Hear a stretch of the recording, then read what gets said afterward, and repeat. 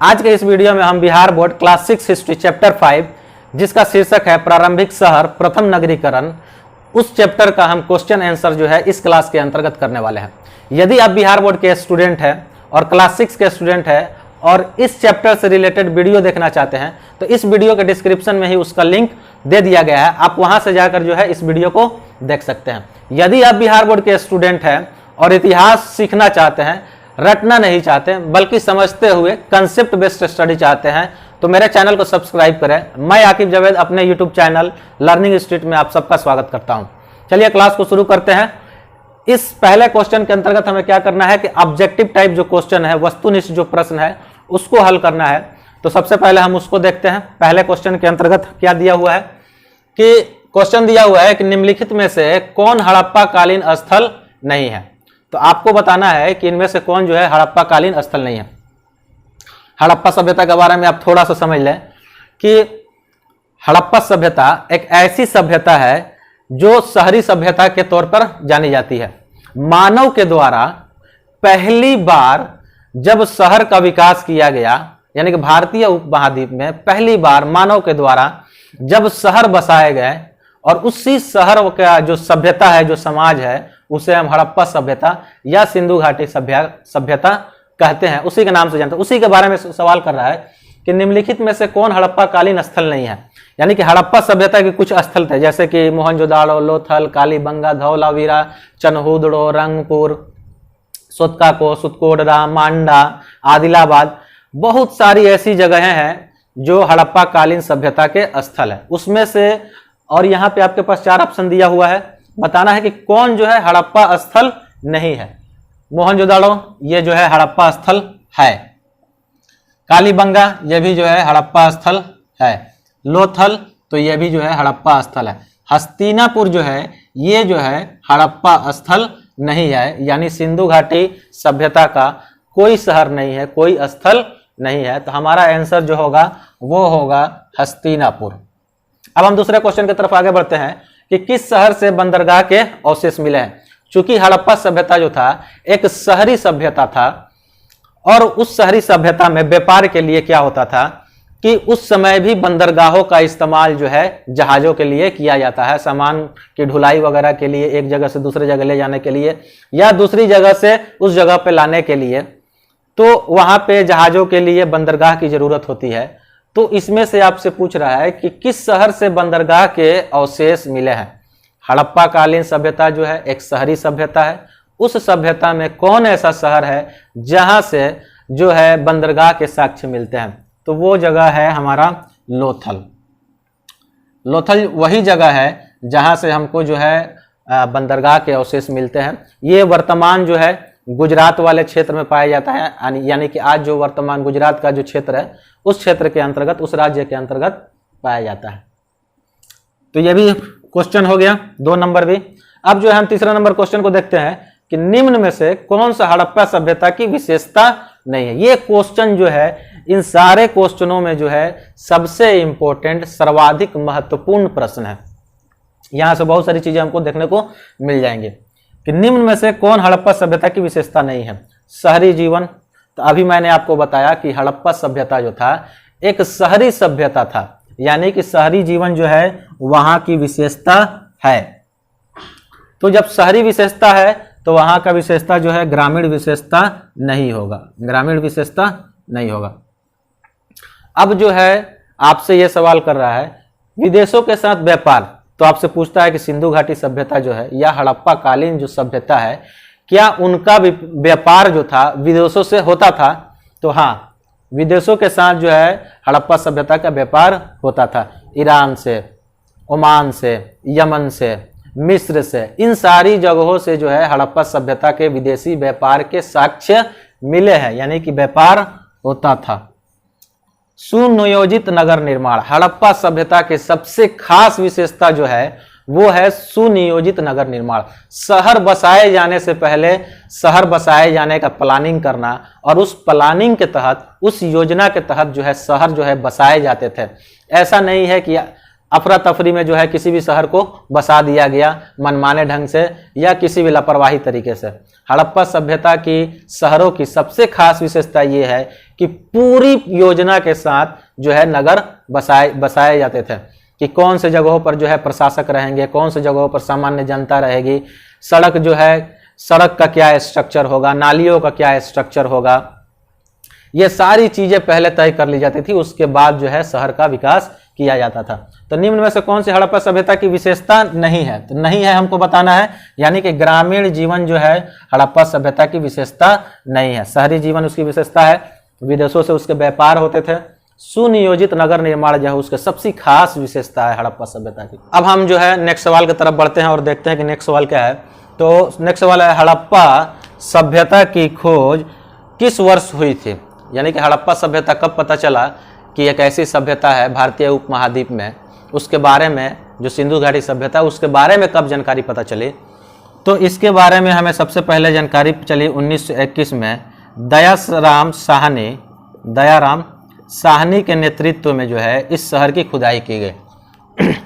इस शहर के बारे में थोड़ा सा और जान लेना जरूरी है कि आज से लगभग 150 साल पहले अंग्रेजों के द्वारा जब पंजाब के क्षेत्र में रेलवे लाइन बिछाई जा रही थी, तो रेलवे लाइन बिछाए जाने के लिए अच्छी क्वालिटी के ईंटों की जरूरत थी।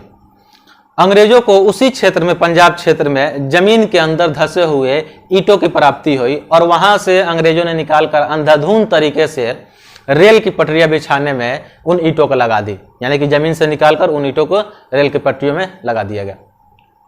इस घटना के लगभग 50 साल बाद जाकर ये हमें पता चलता है कि जिस जगह से वो ईंटें निकालकर रेलवे लाइन बिछाई गई थी वो इस भारतीय उपमहाद्वीप का प्रथम जो है शहर है, यानी कि शहरी सभ्यता है। भारतीय उपमहाद्वीप की जो सभ्यता है वो प्रथम जो है शहरी सभ्यता है। तो ये चीज समझ में आ गया कि हड़प्पा सभ्यता की खोज हुई 1921 में, लेकिन उससे भी पहले लगभग 50 साल पहले जो है उस क्षेत्र की खुदाई की गई थी। लेकिन ये पता नहीं था कि इन ईंटों का संबंध जो है इतिहास के किस काल से है। खैर आगे बढ़ते हैं और देखते हैं नेक्स्ट क्या है कि महास्नानागार किस नगर से प्राप्त हुआ है। तो सबसे पहले यह समझना जरूरी है कि महास्नानागार क्या होता है, क्या है। तो दरअसल इसको अगर ऐसे समझ में ना आए तो समझ लीजिए कि ये वर्तमान समय का क्या है, स्विमिंग पूल है, कह सकते हैं। जैसे एक महान स्नानागार जो है मोहनजोदाड़ो से प्राप्त हुआ है, उसके अंतर्गत क्या है कि दो तरफ से सीढ़ियां जो है नीचे उतरने के लिए है, बगल में उन जो तालाब है या जो स्नानागार है या जो स्विमिंग पूल है उसके चारों तरफ जो है कमरे बनाए गए हैं। उसी कमरे के किनारे में एक कुआं है और यहाँ तक कि उस स्नानागार यानी कि स्विमिंग पूल से पानी जो है बाहर निकालने के लिए नाला भी बनाया गया है।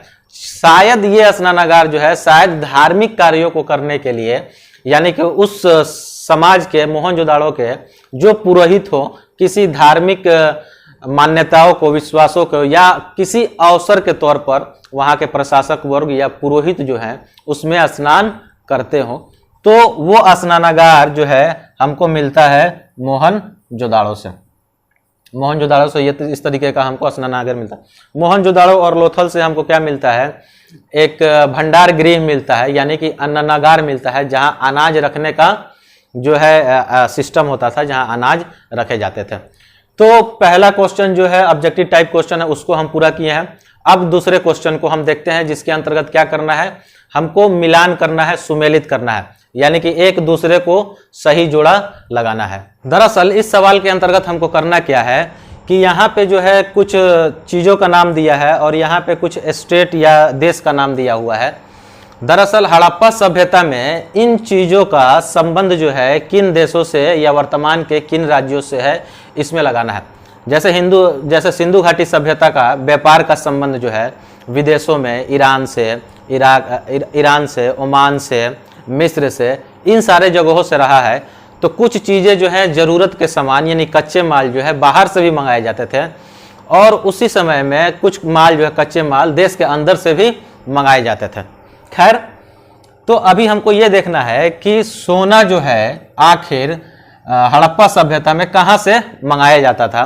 तो सोना का संबंध जो है हड़प्पा सभ्यता में कर्नाटक से है यानी कि कर्नाटक से है सोना का आयात हड़प्पाई सभ्यता के अंदर अन्य शहरों में किया जाता था। कर्नाटक का एक जगह है कोलार, वहां से जो है सोना का आयात किया जाता था, यानी कि कर्नाटक से जो है सोना मंगाया जाता था।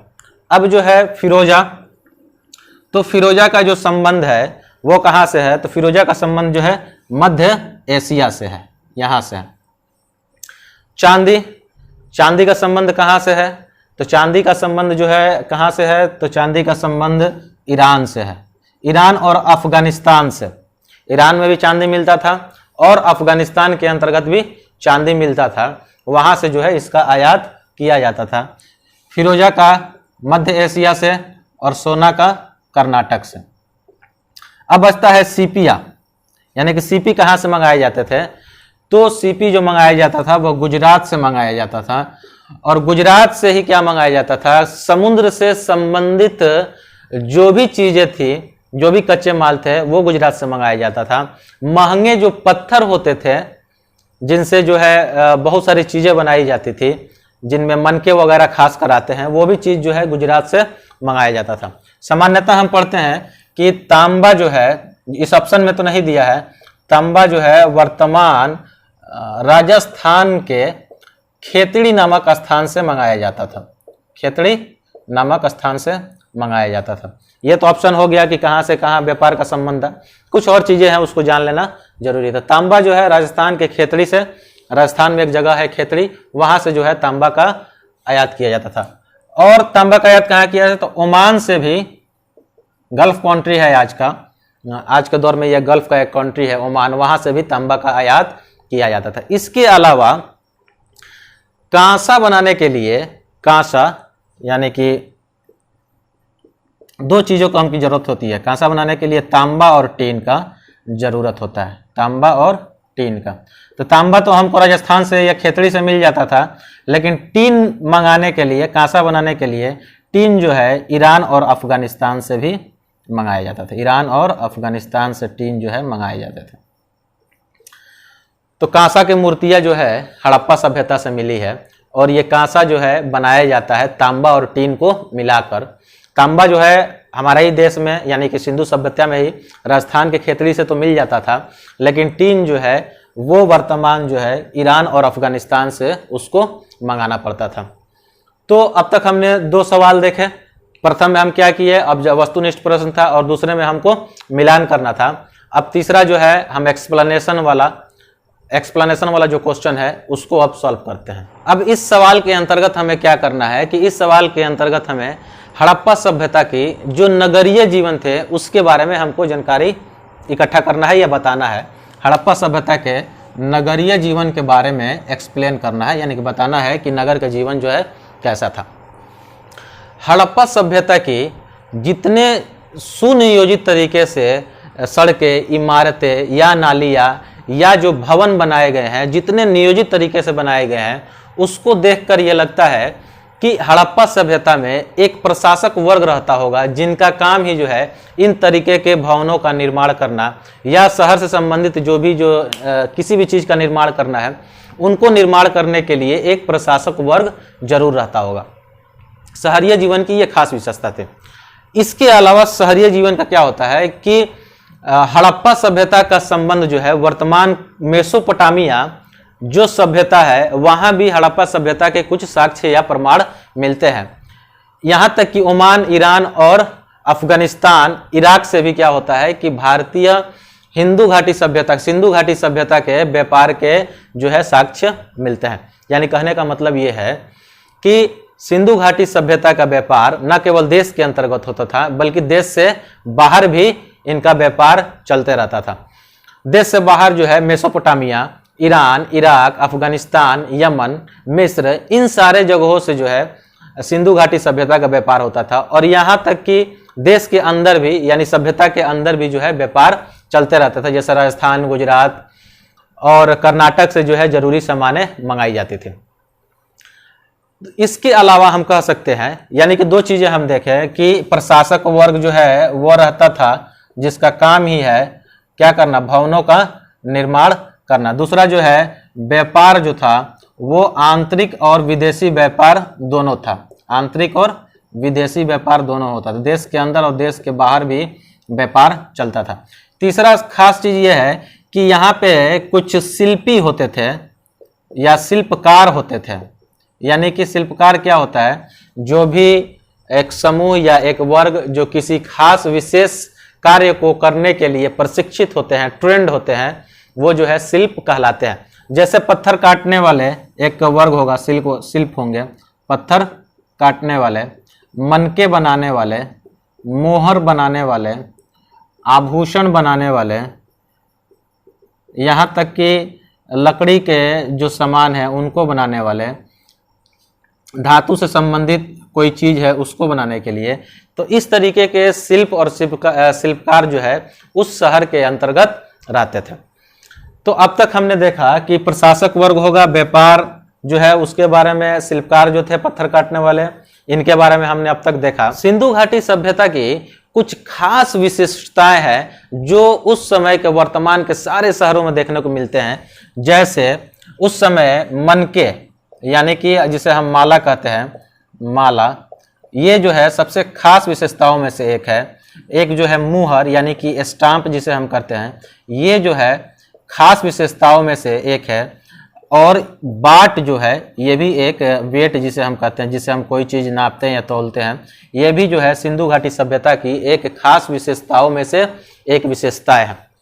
मन के बनाने के लिए यानी कि आभूषण बनाने के लिए किन किन चीज़ों का इस्तेमाल होता था, तो आभूषण बनाने के लिए पत्थर का, कार्नेलियन नाम का एक पत्थर होता था, उसका इस्तेमाल होता था।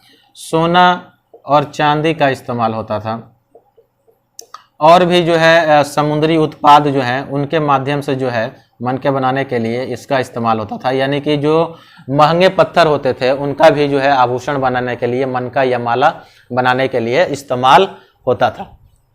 मुहर, मुहर भी जो है खास विशेषता थी हड़प्पाई नगर का या हड़प्पा सभ्यता का। दरअसल जो व्यापारी वर्ग होता था वो अपने सामान के लेन देन के लिए, यानी कि उसको निश्चित करने के लिए कि ये सामान मेरा ही है, उस पर मुहर वगैरह लगाया जाता था। तो वो मुहरें जो है हड़प्पा सभ्यता की नगरीय जीवन की एक सबसे खास विशेषताओं में से एक विशेषता है। उसके अलावा क्या है कि बाट का इस्तेमाल होता था, यानी वेट करने के लिए, कोई सामान तौलने के लिए किसी खास किस्म के बाट का इस्तेमाल होता था। और वो बाट जो है समान रूप से पूरी सिंधु घाटी सभ्यता में पाया जाता था। तो नगरीय जीवन में और भी कुछ चीजें थी, जैसे पहनने के लिए वहां पे सूती और गर्म कपड़े का इस्तेमाल होता था। अनाज के तौर पर जो है गेहूं, चना, जौ, इस तरीके के जो भी साधन थे उनका इस्तेमाल होता था। यह हड़प्पा सभ्यता में हम कह सकते हैं कि और भी बहुत सारे तरीके की चीज़ों का जो इस्तेमाल जो है हड़प्पा नगर में किया जाता था। अब जो हमारे सामने एक सवाल ये है कि हड़प्पा संस्कृति को हड़प्पा सभ्यता क्यों कहा जाता था, तो इसको थोड़ा सा ध्यान से समझिए। हड़प्पा सभ्यता, दो वर्ड दिया हुआ है, उसमें भी हम सबसे पहला मतलब क्या समझते हैं, संस्कृति का मतलब समझते हैं कि आखिर जो है संस्कृति क्या होता है। उसके बाद जो है हड़प्पा संस्कृति के बारे में समझेंगे और तब जाकर हम हड़प्पा सभ्यता के बारे में समझेंगे। तो ध्यान से वीडियो को देखिए। यदि आप बिहार बोर्ड के स्टूडेंट हैं और आप इतिहास सीखना चाहते हैं, समझना चाहते हैं, जिस तरीके से यहाँ पे समझाते हुए आपको इतिहास पढ़ाया जा रहा है, तो आप जितना जल्दी हो सके चैनल को सब्सक्राइब करें, वीडियो को लाइक करें, कमेंट करें और ग्रुप में ज़्यादा से ज़्यादा जो है इसको शेयर करें। खैर, हड़प्पा संस्कृति, संस्कृति के अंतर्गत क्या आता है, किसी क्षेत्र विशेष के अंतर्गत, यानी कि कोई एरिया है, कोई क्षेत्र है, उसके अंतर्गत जो रीति रिवाज होते हैं, जो खान पान होते हैं, जो रहन सहन होता है, जो वेशभूषा होता है, जो धार्मिक मान्यताएं होती हैं, जिस भाषा का इस्तेमाल किया जाता है, जो धार्मिक विश्वास होता है, वो उस क्षेत्र विशेष का क्या कहलाता है, संस्कृति कहलाता है। तो संस्कृति के अंतर्गत क्या आता है कि सबसे पहले तो एक क्षेत्र आएगा, क्षेत्र विशेष आएगा, और उस क्षेत्र विशेष के अंतर्गत जो भी रीति रिवाज आएगा वो आएगा, रहन सहन आएगा, कैसे रहते हैं, खान पान आएगा, खान पान, वेशभूषा, जो वेशभूषा है वहाँ का, जो क्या कहते हैं, जो भाषा बोली जाती है, यानी कि भाषा आएगी उसके अंतर्गत, भाषा के अंदर उसके बाद लिपि आएगी, धार्मिक विश्वास एवं जो मान्यताएं हैं, धार्मिक विश्वास एवं धार्मिक मान्यताएं, ये सारी चीजें जो है, या हम ये कह सकते हैं कि उस क्षेत्र विशेष की जो आर्थिक गतिविधियां है, आर्थिक यानी किस तरीके से जो है लोग जो है अपना जीवन यापन करने के लिए कैसे अर्थ कमाते हैं, यानी कैसे पैसा कमाते हैं, वो आर्थिक गतिविधियां जो है वो आएगी। सामाजिक संरचना आएगा, सामाजिक संरचना का बनावट जो है वो आएगा, यानी कि समाज जो है किस तरीके से संगठित हुआ है। तो ये सारी चीजें जो है संस्कृति के अंतर्गत आती हैं कि आपका रीति रिवाज क्या है, रहन सहन क्या है, खान पान क्या है, वेशभूषा क्या है, भाषा क्या है, धार्मिक विश्वास और उसका मान्यता क्या है, आर्थिक गतिविधियां क्या है और सामाजिक संरचना का बनावट क्या होता है। तो ये सारी चीजें संस्कृति के अंतर्गत आएंगी। अब आते हैं हड़प्पा संस्कृति के अंतर्गत, और उससे भी पहले हम चलते हैं कि हड़प्पा की खोज कैसे हुई, उसके बाद जो है हड़प्पा सभ्यता में आएंगे। तो आज से थोड़ा देर पहले ही इसी क्लास के अंतर्गत मैंने बताया था कि आज से 150 साल पहले जब पंजाब में रेलवे लाइन बिछाया जा रहा था, तो रेलवे लाइन बिछाए जाने के लिए ईंट की जरूरत होती थी। तो उस ईंट की जरूरत की पूर्ति कहाँ से की गई, उसी क्षेत्र से की गई जहां जमीन में कुछ गड़े हुए ईंट थे, उन्हीं को निकाल कर जो है रेलवे लाइन बिछा दिया गया। अंधाधुंध तरीके से कई बहुत सारी ईंटें निकाल कर बिछा दिए। लेकिन उसके 50 साल बाद क्या हुआ, 50 साल बाद हड़प्पा नामक जगह की, जो वर्तमान पाकिस्तान में है, ये रावी नदी के किनारे है, वर्तमान पाकिस्तान में है। आज से 100 साल पहले दयाराम साहनी के नेतृत्व में इस जगह की खुदाई हुई। जब इस जगह की खुदाई हुई तो जमीन के अंदर से एक पूरा शहर जो है निकल कर सामने आया और पता चला कि ये भारतीय उपमहाद्वीप की सबसे पुरानी शहरों में से एक शहर है। यानी कि और उसके बाद जब एक शहर मिला तो उसके बाद लगातार जो है कई शहरों की खुदाई हुई और जमीन के अंदर से बहुत सारे शहर जो बाहर निकले। उन सारे शहरों में जो है एक तरह की समानताएं देखने को मिलती थी। खैर, तो हड़प्पा सभ्यता जिसका हम नाम कहते हैं, उसके अंतर्गत बहुत सारे शहरें आती हैं, लेकिन जिस पहली शहर की खुदाई हुई उसका नाम था हड़प्पा, जो वर्तमान आज पाकिस्तान के क्षेत्र में पाया जाता है। तो हड़प्पा सभ्यता का नाम इसीलिए पड़ा कि सबसे पहले जो शहर की खुदाई हुई वो हड़प्पा थी, और इसी संस्कृति के नाम पर हड़प्पा सभ्यता का नाम जो है पूरा हुआ। अब एक चीज और समझना है, हड़प्पा संस्कृति कि हड़प्पा संस्कृति का मतलब जो है वहां का रहन सहन क्या था, वहां का वेशभूषा क्या था, वहां का सामाजिक संरचना क्या था, आर्थिक गतिविधियां क्या थी, वहां के भाषा क्या थे, खान पान क्या थे, धार्मिक विश्वास और मान्यताएं थी।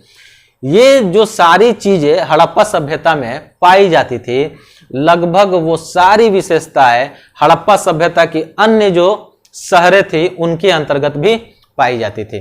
यानी ये सारे शहर जो है एक ही समय के थे। इसीलिए चूंकि हड़प्पा की खुदाई सबसे पहले हुई, तो जो चीजें हड़प्पा संस्कृति के भी जो भी चीजें थी वो अन्य सारे शहरों में भी पाई जाती थी। इसीलिए हड़प्पा की खुदाई जो सबसे पहले की गई, इसीलिए हड़प्पा संस्कृति को हम क्या कहते हैं, हड़प्पा सभ्यता कहा जाता है। एक चीज और इससे जुड़ा हुआ है जो इस क्वेश्चन में नहीं है, दिया हुआ है, लेकिन ये भी जान ले। हड़प्पा सभ्यता का नाम जो है एक और नाम है जिसे हम सिंधु घाटी सभ्यता कहते हैं। हड़प्पा सभ्यता भी कहते हैं, सिंधु घाटी सभ्यता भी कहते हैं। तो यहां से ये भी जान ले कि उसको सिंधु घाटी सभ्यता क्यों कहते हैं। चूंकि पहली जो है हड़प्पा की खुदाई हुई, रावी नदी के किनारे जो है हड़प्पा जो है नगर निकल कर सामने आया। उसके बाद बहुत सारे शहरों की खुदाई हुई। उन सारे शहरों में एक खास विशेषता ये थी कि ये सारे शहर या तो सिंधु नदी के किनारे थे या सिंधु नदी की जो सहायक नदियां थी उनके किनारे जो है ये शहर बसे हुए थे। अधिकांश शहर 95% शहरें जो थी इन्हीं सिंधु नदी और उसकी सहायक नदियों के किनारे बसी हुई थी।